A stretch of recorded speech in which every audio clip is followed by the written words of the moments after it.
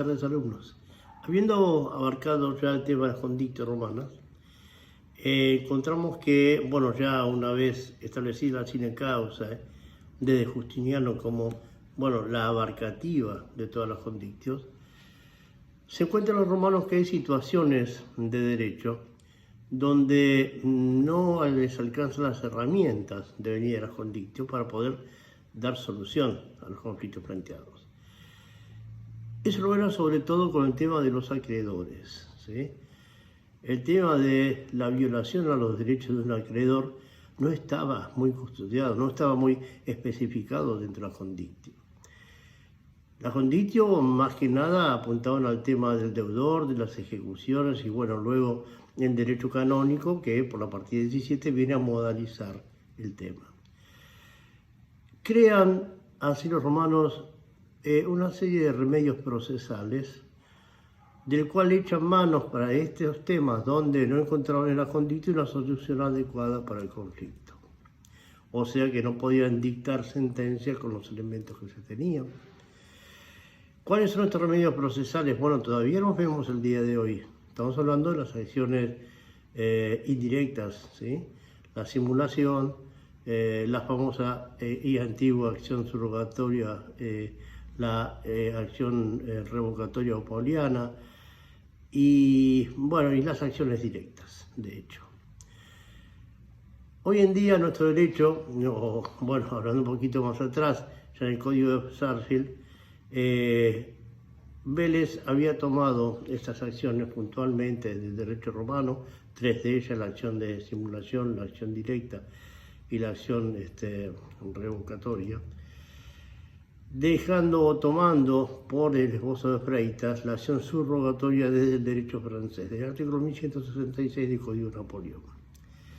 Ahora, aboquémonos a las indirectas propiamente.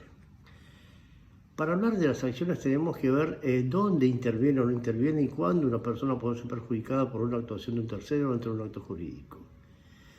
Señores, fíjense que para poder intervenir en un acto jurídico, el inter alios me dice que, bueno, no puedo intervenir sobre cuestión ajena, sobre aquel acto donde no estoy llamado, o aquel acto donde no soy parte, o aquel acto donde la ley no me autoriza expresamente o específicamente a intervenir. Por lo cual, yo voy a tener la posibilidad de intervenir en un acto jurídico. Cuando soy parte de ello, estoy interviniendo. Cuando en el acto jurídico soy estipulado y una estipulación por la cual a favor de un tercero yo puedo ser llamado y bueno, y tengo un derecho sobre ello, entonces sí, sería mi intervención adecuada. Pero el hecho de obrar o intervenir porque sí en un acto jurídico ajeno, o sea, romper el inter alios, no me lo va a permitir la ley. Salvo en aquellas situaciones donde la ley específica y expresamente me diga, bueno, mire, sí, puede intervenir. ¿Cuáles son ellas? Las que estábamos hablando recientemente, la acción de simulación, la acción revocatoria y la acción subrogatoria. Más allá de las directas que ya son establecidas no analógicamente por ley, ¿sí? Aboquémonos a las tres primeras. ¿Qué pasaba con la acción revocatoria? Vélez Sarsfield, en el viejo código, artículo 961, nos hablaba de la acción revocatoria y nos decía que todo acreedor quirografario, en su momento hablaba, tenía derecho de demandar la revocación de los actos celebrados en fraude por el deudor. Claro, quirografario no es algo que ya luego veríamos que cualquier acreedor, en este caso, tiene que demandar facultades de demandar la revocación del acto jurídico celebrado en perjuicio de él, ¿sí? Ahora, ¿por qué la autorización? Pensemos que de pronto una persona está con su esposa en su casa, viviendo en un departamento, hablando de las vacaciones. Y su esposa le dice, no, lo que pasa es que este año hace tanto que no voy a un shopping que ir a Miami no estaría mal. Y el marido diciéndole, mira, sí, como no, es muy interesante Miami, pero hay lugares un poquito más cercanos con las mismas tibias playas y esos mares que se llaman las Toninas. Entonces podríamos ir a las Toninas. dándose la discusión entre que las torninas sí, las torninas no, Miami sí, Miami no, doña Rosa no puede intervenir. Siendo la vecina del departamento de enfrente, no puede abrir la puerta y decir, mire, doctor, fíjese que pobre mujer esta, ¿cómo no la va a llevar a hacer compras a Miami? No, ¿por qué? Porque no es cuestión de ella. No le pertenece, no puede intervenir, nadie la ha llamado a intervenir en esto.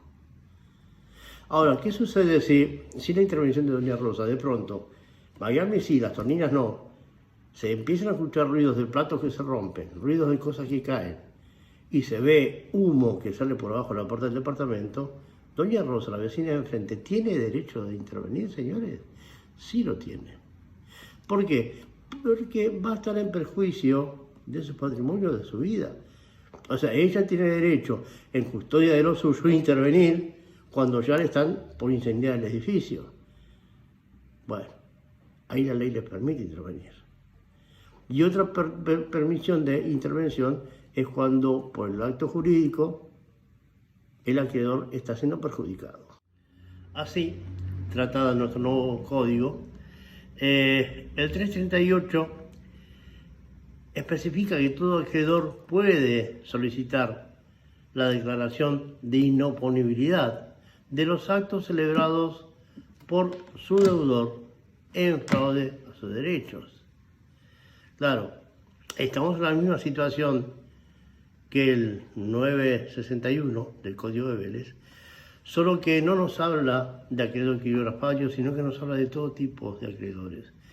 Ya cuando veíamos a Vélez interpretábamos que todo tipo de acreedores, no exceptuado por solamente los quirografarios, podían demandar la revocación del acto jurídico. En este caso, la inoponibilidad la puede pedir cualquier acreedor. Ya no tenemos la limitación que en teoría en su momento tenía el 961 del Código de Vélez. Ahora, ¿a qué cosa refiere? Refiere a dos tipos de situaciones. Aquellos actos que fueren celebrados por el deudor en fraude de sus derechos, por una parte, o por otra, aquellos actos que renuncien a derechos o que hubieran podido mejorar, ¿sí?, el estado de fortuna del deudor. Claro, es más abarcativo el 338 en este sentido, ¿sí? Ya también Vélez Arfield nos hablaba de los requisitos. Los requisitos son mucho más claros en el 339 del Código actual, ¿sí? Cuando nos habla que para que proceda la declaración, ¿qué vamos a necesitar? Primero, el tema del plazo o el tema de la fecha. El crédito debe ser anterior al acto impugnado. Por supuesto, yo no puedo ir con un acto de impugnación, ¿sí?, con un crédito posterior a que el hombre se hubiese aumentado, porque me va a decir, bueno, mire, el problema no es del deudor, el problema es del acreedor, suyo como acreedor, el hecho de haber contratado con un insolvente. Usted no ha custodiado suficientemente sus derechos para saber con quién estaba contratando. O sea, si ya era insolvente, quiere decir que el pasivo era superior al activo. Si era insolvente el deudor al momento de contratar con el acreedor no tiene la vía de iniciar la acción de inoponibilidad. ¿Por qué? Porque el código no le puede dar un mejor derecho del que realmente posee o del que realmente tiene, ¿sí? Excepto, sí, aquellos que son hechos a fin de defraudar a futuros acreedores, ¿sí? ¿Cómo sería esto? El 338 nos menciona, en el primer inciso, en el inciso A, nos menciona esta situación que en Vélez Arfield hablaba de ella, bastante complicado el artículo, pero lo habla en el Código 963. Refiere, señores, que si yo lo que estoy haciendo es insolventarme los efectos de una acción posterior o futura que voy a llevar adelante en contra de mi futuro deudor, esa acción de inoponibilidad sí puede prosperar, por más que la fecha sea posterior al acto. ¿Podemos hablar de un ejemplo? Sí, ningún problema. Resulta ser que tengo un vecino que le gusta tocar la batería. Se muda a su nueva casa, o sea, a la vecindad, Y a las 11 de la noche, cuando la familia está ya terminando de cenar para descansar hasta el día siguiente, comienza a tocar la batería. No hay ningún problema. Toca la batería, toca muy bien. Escucho eso, digo, esto es Sting, o Scrupa, una cosa maravillosa. Uno empieza a quedar bien con quien está cerca y le explica, no, es un pie de bombo de cadena, son parches, platos Silgian, parches hispanas, realmente muy buen hat-hat. Ese es un plato de 50. Y bueno, todo muy interesante, muy lindo, pero podemos dormirnos a las 2 de la mañana. Al día siguiente, yo a las audiencias no llego. Mi esposa tampoco llega a los vencimientos 2 primeras que tenía. Los chicos al colegio no van. O sea que el caos familiar reina. ¿Por qué? Bueno, porque a esa hora ya nos quedamos todos dormidos. Ningún problema. Hemos tenido una buena sesión de un baterista.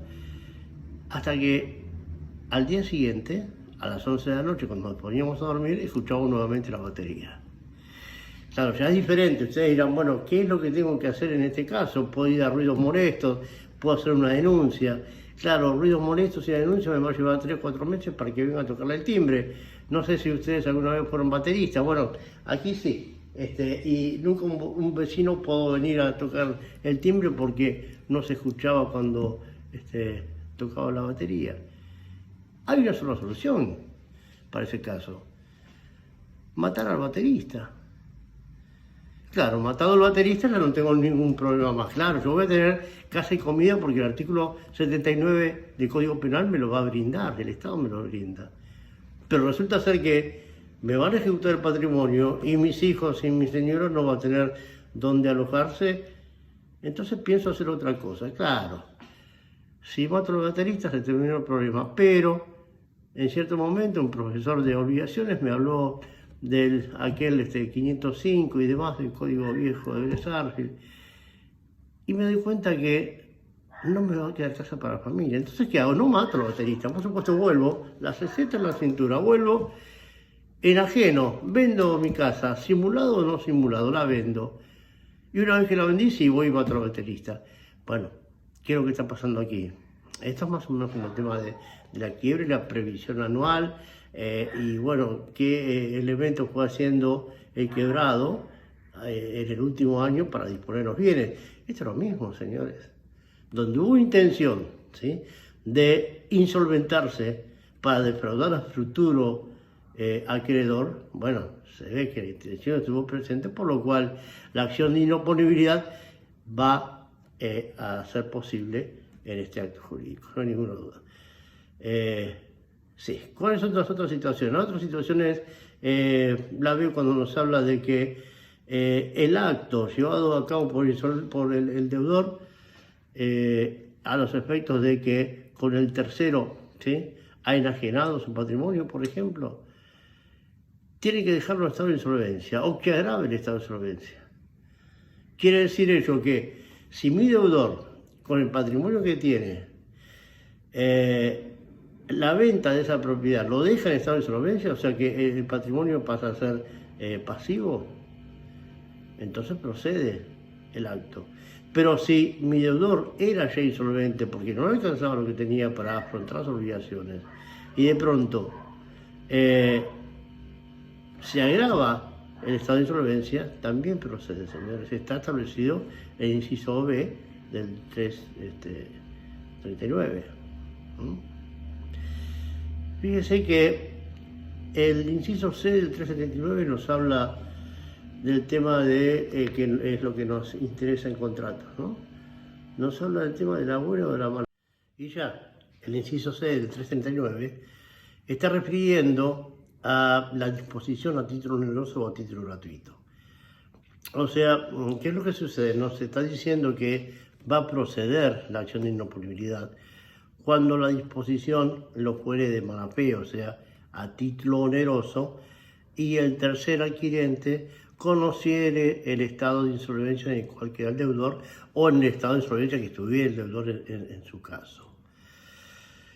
Por lo tanto, ¿qué es lo que sucede? Sí, ¿quién va a tener que probar la mala fe? No hay ninguna duda. Sí, que era un probando y me va a estar diciendo que el acreedor, quien demanda, va a tener que ser quien pruebe que el estado de insolvencia era conocido por el adquirente, o sea que había una connivencia, había mala fe, por lo cual actuaron ambos en fraude a los derechos del acreedor.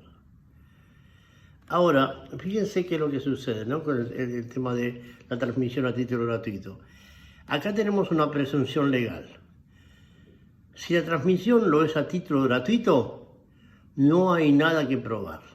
O sea, directamente procede, por presunción legal, ya la acción de inoponibilidad, ¿sí?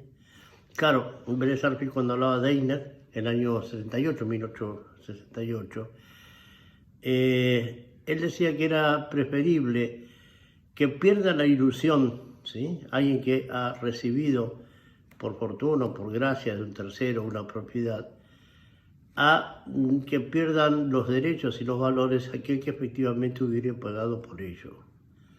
O sea que prevalece, por supuesto, el tema de patria inhabilidad, ¿sí? Conclusión, lo que nos dice, y luego ya en el 340 nos habla de los efectos sobre ello, prima, ¿sí?, la mala fe, o se interpreta la mala fe, no se puede, ¿sí?, cuando lo es a título gratuito, y debe probarse la mala fe cuando lo es a título oneroso. Por ello, cuando nosotros hablamos de contratos a título oneroso y a título gratuito, tenemos que recalcar aquí, en esta institución, que según el contrato lo fuere a título oneroso, lo fuere a título gratuito, perdón, es diferente, ¿sí?, la implementación que vamos a tener desde el punto de vista más que nada del acreedor.